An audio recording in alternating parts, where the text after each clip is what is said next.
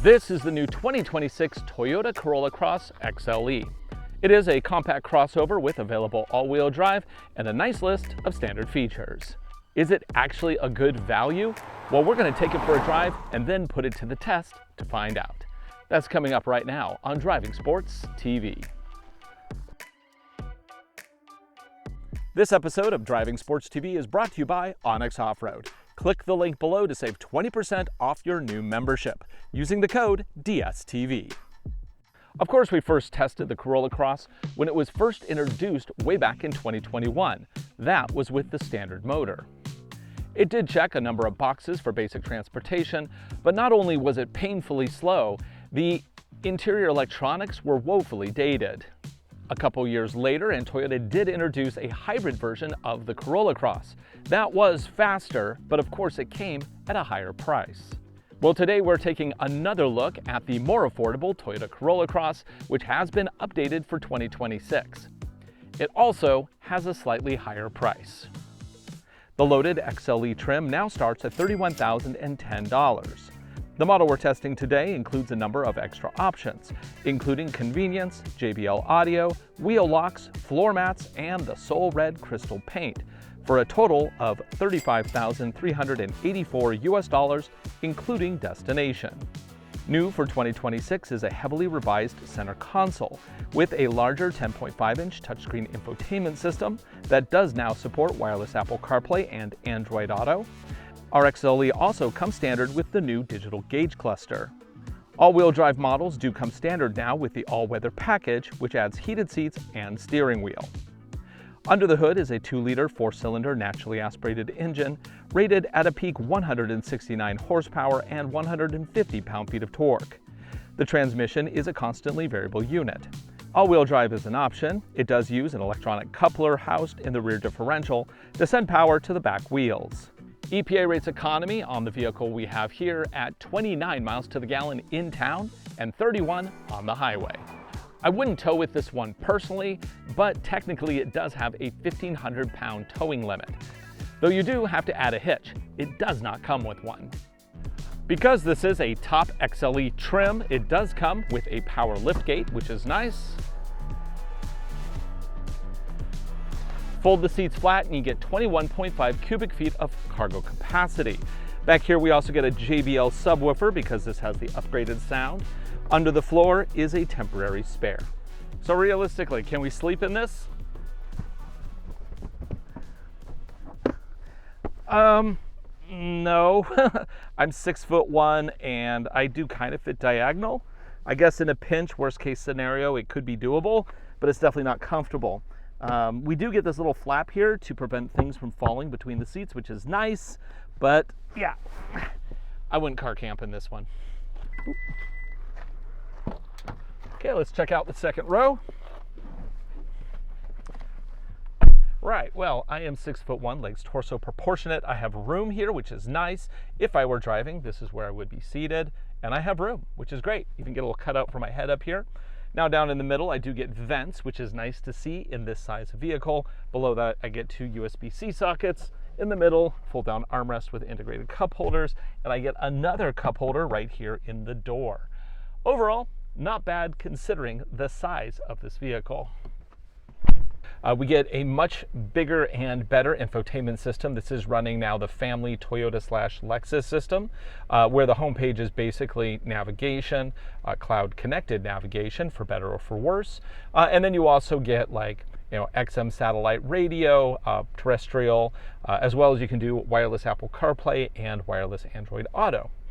In here, we can also set up profiles and all that kind of stuff. Below it, we do get dual zone climate control because this is an XLE.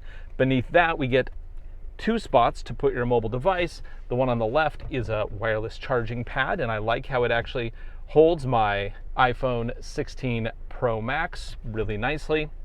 And then below that, we actually get the weather package features, which are heated seats as well as a heated steering wheel. And then we have a shift lever here.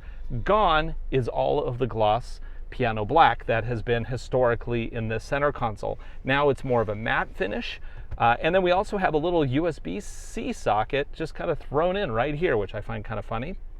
I do like the feel of the shifter. That's actually quite nice. And then we can also go into manual mode to override the CVT and do virtual shifts.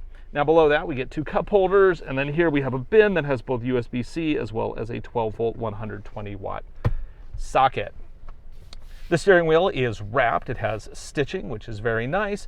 This is basically the standard Toyota wheel these days. On the left, we get buttons to control our high-resolution digital gauge cluster, and we can basically toggle through multiple screens, configure each screen as we want, and we have a variety of different looks. And then we also, of course, have a small sunroof up there. One thing that I am very surprised to see here is they have a frameless rear view mirror. Those just look really elegant, and in a way it almost looks out of place on such a basic car. But I'm here for it. I'm glad that they added that. And all Toyotas now include adaptive cruise control. We also get collision mitigation as well as blind spot warning. And then we have a big rear view camera with guidelines in the back. Right, oh yeah, and the headlights, they are automatic. We turn them on and it'll do high and low beams as it sees fit. And this one even has fog lights, which is, you know, kind of nice to see. Interior fabrics, these are a synthetic leather. They don't feel the best. They feel kind of plasticky, but they do feel like they will probably last a lifetime. They feel very durable, so happy to see that. That's basically all the features. Now let's take this for a drive, and then we're going to bring it back here to our Peninsula Proving Grounds to see how good the all-wheel drive system is when the road ends and the trail begins. Because that's kind of what we do here.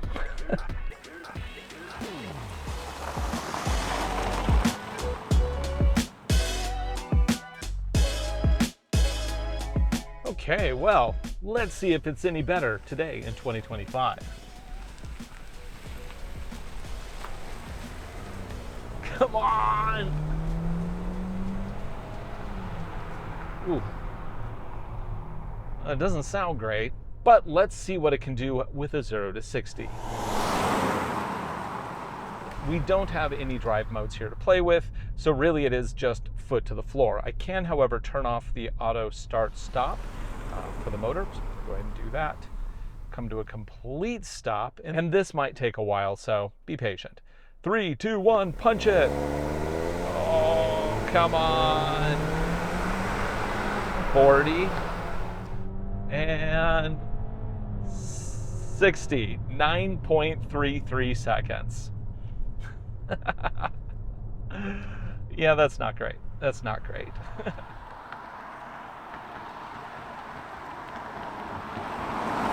I mean, really, when it comes down to it, the Corolla Cross is basic transportation, but with the added utility of being a crossover. So you have a lot of room in the back. It's basically the small wagon for families and single folks today here in 2025. Wagons are out of vogue, crossovers are in, this is what we get. And you know what? I'm actually okay with that. Now, you don't have to spend this much money to get a Corolla Cross. They actually start in the upper 20s, I think around 28,000 or something like that.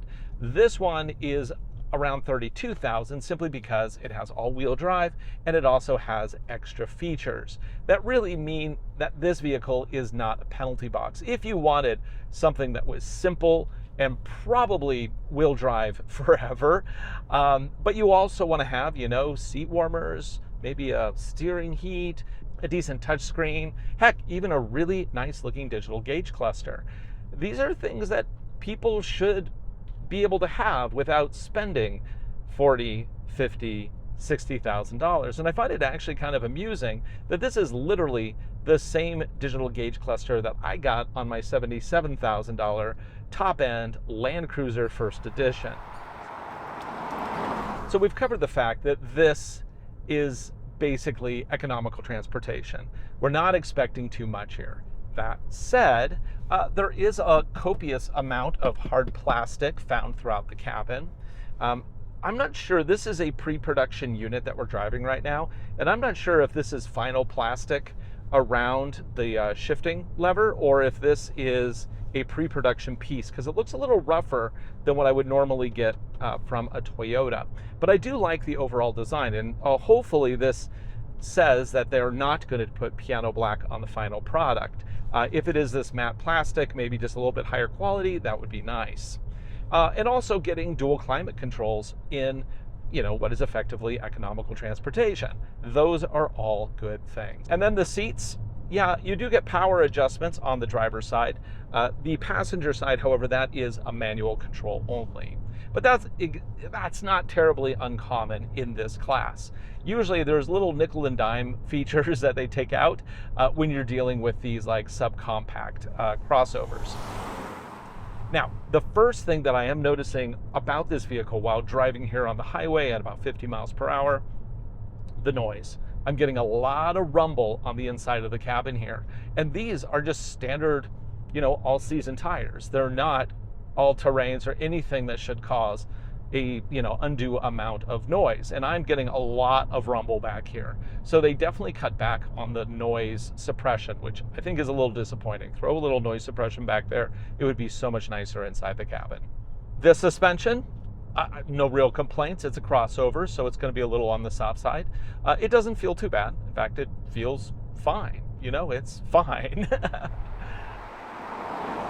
I do get a feeling that we're going to be saying that a lot about this vehicle. At the end of the day, a lot of the elements here are fine. Come on, punch it. Oh, man. Now, let's bring up that all-wheel drive screen so we can see what is this doing. Okay, so I'm at 46, 47. Most of the power is going to the front. A little power is going to the rear. How about if I'm just cruising? Just keep it, yeah, okay. So if I'm doing an even cruise, no acceleration, power goes just to the front wheels. If I stab it, then all of a sudden the power goes to the back. It reconnects that drive line down the middle and puts power to the rear. Kind of what I expected. They disconnect the central drive shaft to basically improve economy. But, it basically uses an electromagnetic clutch in the middle to put power to the back when it's needed. And it's pretty instantaneous. But it doesn't give you the feeling of an all-wheel drive system all the time. That's one of the big advantages of Subaru's system, is that it actually is putting power to all four wheels all the time. Most other companies do not do that. At cruising speeds, they'll shut those rear wheels off. And there can be a difference in the way a vehicle feels between those two systems. These systems, they do reconnect those rear wheels very quickly. So, from a safety perspective, they are providing that all-wheel drive functionality that you want, but they don't really give you as much confidence as a full-time all-wheel drive system would give you. Coming up to some corners here, let's see how this thing drives. So again, no drive modes. I can, however, go into manual, so I can shift down to a fake fourth gear, go down to fake third, punch it. Oh man, even downshifting, it's just not a lot of power. You get a lot of roll in the system, kind of a softly sprung suspension. Again, crossover, that's kind of what you expect. Yeah, you're not going to want to be flinging this through the corners too aggressively. Visibility is excellent because it is, of course, mostly glass. I also like how they've positioned the side mirrors back a little bit so we get a clear view in through the glass up here. So that's kind of nice. Also, the front hood slopes down enough that you barely see any hood. Again, really good if you have small children or something wandering around. You're not going to lose them under the front of the vehicle. And over the bridge. Tide finally is starting to come in. Man, that engine just doesn't sound like it wants to work. It is the whiniest engine.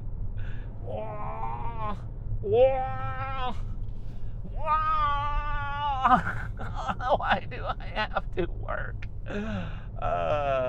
Man, come on, engine. Quit complaining. It's your job. Do your job. So if you watch the show, you probably know that I kind of like everything. There's very few vehicles that I dislike.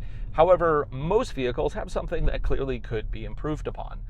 And though there are a few items in this vehicle that are definitely improved upon by the competition, typically at a higher price point, overall, I kind of like the size of this vehicle. The handling is also pretty good. The turning radius is excellent. And again, it's kind of a funnish car to drive. outside of the way that it sounds, and of course outside of the amount of power. I think what I really like is just the fact that it's a very small car that's kind of light on its feet, and that's kind of fun. But is that $32,000 worth of fun? I mean, you can get a lot of car for around $32,000. Subaru Crosstrek, they start in the high 20s with full-time all-wheel drive, with more horsepower, and honestly, for the money, with more features. Bronco Sport, yes, it's a 1.3-liter 3-cylinder turbo, but it also has more horsepower and torque, and it also gives you more features for the money. Of course, I think the direct competition for this is the Honda HR-V, which kind of ties this vehicle with being the slowest vehicles we've tested. The HR-V and the Corolla Cross are just very uniquely slow, unapologetically slow. And yeah, I wish they weren't. Now, the nice thing is with the Corolla Cross, you can actually get this in a hybrid. But at that point, you're starting to price into the mid-30s, nicely equipped. And now you're opening the door to a lot of, really nice options. So, once you start getting fully loaded hybrids, is this really the car you want? I guess if you live in the city and you want something small and flexible with a crossover format, this is great. And of course, it's a Toyota. It'll probably run forever. Also, the economy on the hybrid is excellent. I do got to give them that. Okay, we have our painted stripes on the road, so let's test the adaptive cruise control system. This uses Toyota Safety Sense. I basically can hit the go button, hit the set button, and now it will match the speed of the vehicle in front of me, so long as the vehicle in front of me is going slower. It'll also detect lanes and keep me tracking in the middle once I turn that on. Okay, once it's on, now this is a hands-on system, it's not hands-free, but I'm showing you just how well it tracks down the middle, and this does a solid job. I found that the Toyota system usually does pretty good, and this vehicle is no exception. Now it's telling me to put my hands back on the wheel because it's not all about that hands-free stuff, at least not yet. Now this also has a feature called PDA, which is Proactive Driver Assist. Basically, that will kind of do the adaptive cruise system for you just in everyday driving. So as you approach somebody at an intersection, if it feels like you're driving too briskly, it'll slow you down. If you're getting too tight with somebody in front of you on the freeway, it'll kind of, slow you down a little bit also. And just in normal driving, it'll center you in your lane. Personally, I find the system just too intrusive, so I shut that off. However, if I had a family member that was, say, a little older, maybe doesn't pay as much attention as they should, yet they are not quite at the point where we're taking their license away, something like PDA actually can be really, really helpful. Kids, if you find that your grandparents aren't really driving up to pace and they have a newish Toyota, maybe go into that vehicle and check to see if there's PDA you can turn on. It's in the gauge cluster. So on the street, this is a totally fine car. My two biggest complaints are the lack of horsepower and the whiny motor. My three complaints are the lack of horsepower, whiny motor, and that kind of road noise that I'm getting constantly in the cabin. Those three things are the biggest issue with this vehicle. If those things aren't gonna bug you and you want something that's practical and relatively affordable and will run for probably a long time, well, obviously, go with this Toyota. But we're not done yet, because this is Driving Sports TV.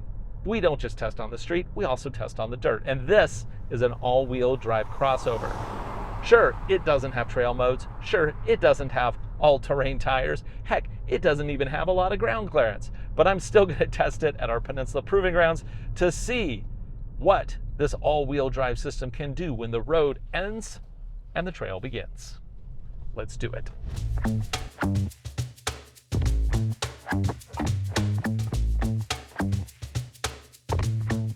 Okay, let's see if we can have some fun here. Let's turn off traction control and floor it.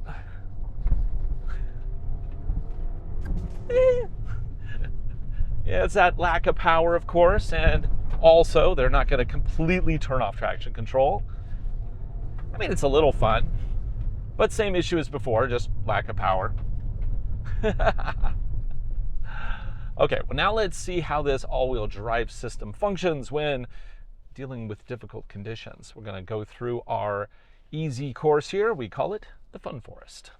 So credit where credit is due. The Corolla Cross here does have 8.1 inches of ground clearance, which is not bad for a vehicle that makes no pretense about being an off-road capable soft roader.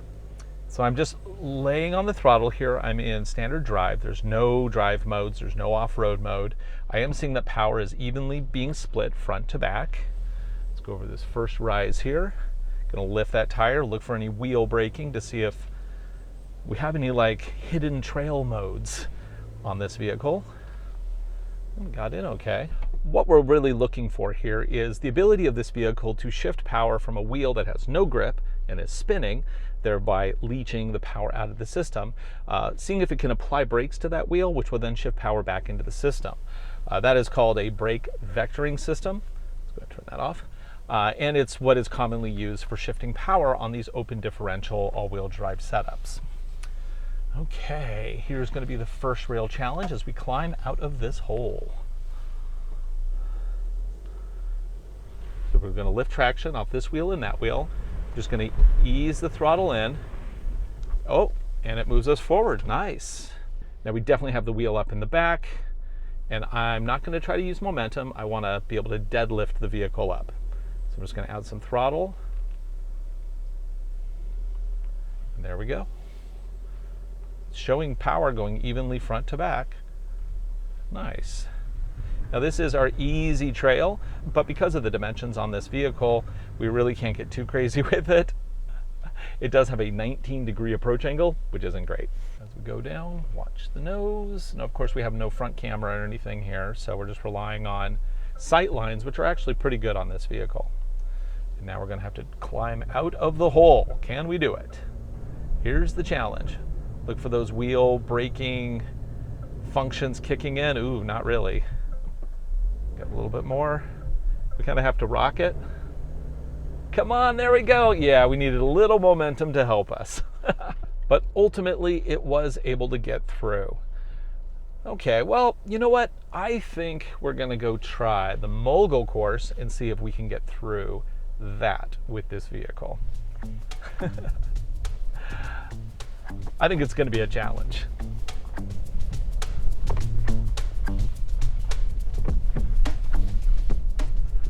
Right, mogul course. This basically takes the same concept as our Fun Forest, and it kicks things up a notch. On we go. Look for those wheels picking up, and especially look for wheel brakes kicking in. Oh, I'm hearing it. Let's have a secret hidden trail mode. Now we're going to lift up and put this wheel in the hole, which is going to lift up our left wheel. I'm just keeping throttle in even, and it's moving us forward. Nice. It did it. Ha! I had very low hopes for this, especially because there was no trail button, but it looks like they've just baked it into the software, which is nice. Now, it's not the most extreme version, but honestly, like anything is good. Anything is better than nothing. So here's the big one. Can it get over a sand slide, which is definitely going to lift that rear passenger side tire, and it has to really deadlift us up and over. Come on, how much power can you shift? Can you do it?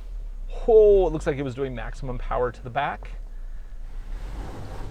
Can we do it? It's going to keep the throttle in, and it moves us forward. Now, I know that Toyota specifically has more aggressive trail systems. They just do. Like A-Track is one of the best. That's the system that you get on Tacomas and 4Runners and stuff like that. But for this vehicle and its intended use, I'm glad that they put something on it. You can get through simple trails with this vehicle. It's not completely neutered. It's not bad. But now let's pull off and wrap this video up with some thoughts about the competition. To put this Corolla Cross into perspective, the 2025 Bronco Sport Big Bend that we filmed earlier this year was priced at $36,165 US, only about $800 more than the vehicle we have here.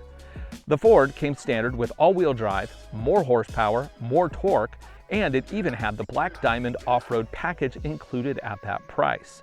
Skip the off-road package and you can save a couple $1,000s and still get a pretty nicely equipped Bronco Sport. The same amount of money can also get you the most expensive Subaru Crosstrek, the off-road ready Wilderness, along with the optional 10-speaker premium sound system, sunroof, and power driver's seat. That vehicle also has more clearance and a larger tablet display, in addition to having more power and more torque. For what it includes and the price that they're asking for it, this Toyota is really banking on Toyota's legendary reputation for reliability. I mean, really, it's like if you need a commuter car that also is a crossover, well, here you are. This is a crossover. For Driving Sports TV, I'm Ryan Douthit. Thanks for watching. Be sure to like, subscribe, share videos. We make them for you. I hope you enjoy them, and we'll see you again right here on the next one.